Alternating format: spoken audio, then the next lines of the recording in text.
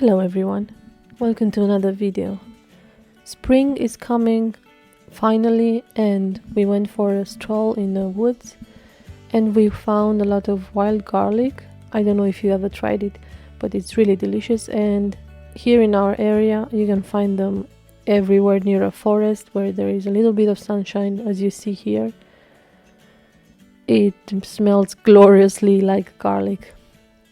Wild garlic has these broad leaves and of course smells like garlic. It also has some white little flowers. They were not open yet, so I cannot show you.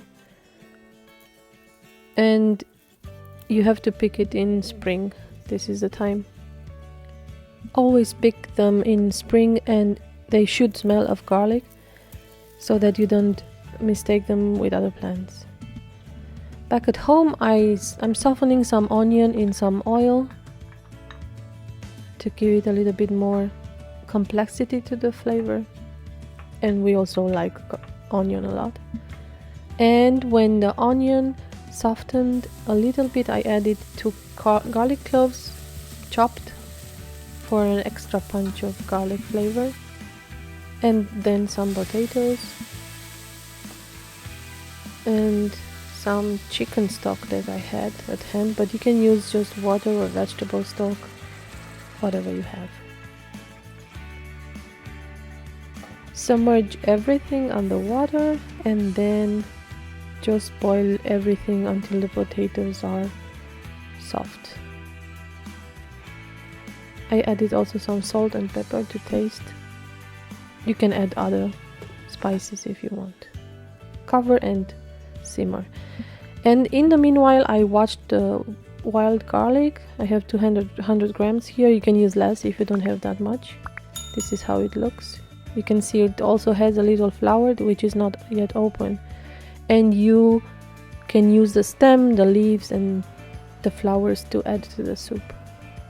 When the potatoes are done, I'm adding the wild garlic to the liquid and pushing it a little bit into the liquid so that it cooks evenly.